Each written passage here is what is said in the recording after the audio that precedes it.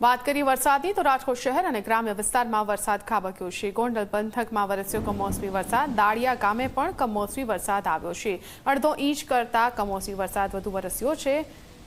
તો આજના દિવસમાં સૌરાષ્ટ્ર, કચ્છ, મધ્ય ગુજરાત એવા વિસ્તારો છે જ્યાં વરસાદ આવી રહ્યો છે। ગોંડલના દાળિયાની આ વાત છે। અડધો ઇંચ જેટલો વરસાદ વરસ્યો છે।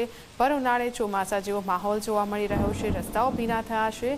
વરસાદનું આગમન થયું છે। હળવો વરસાદ અહીં જોવા મળી રહ્યો છે, પરંતુ આ વરસાદે ક્યાંક ને ક્યાંક ખેડૂતોની ચિંતામાં વધારો કર્યો છે। તો રાજકોટની વાત આપણે કરી રહ્યા છીએ। રાજકોટ જિલ્લાના વિવિધ પંથકમાં કમોસમી વરસાદ પડી રહ્યો છે। જામકંડોરણા પંથકમાં પણ વરસાદ આવ્યો છે। સમગ્ર પંથકમાં ભારે પવન સાથે કમોસમી વરસાદ આવ્યો।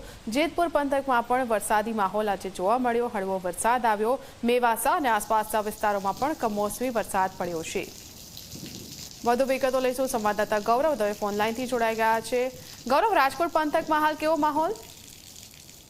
ચોક્કસ જ ફાલ્ગુની રાજકોટ શહેર અને જિલ્લાના ગ્રામ્ય વિસ્તારની અંદર વાતાવરણની અંદર પલટો છે તે આવ્યો છે ને જે રીતના આજ બપોર બાદ જે રીતના કમોસમી વરસાદ છે તે વરસ્યો છે।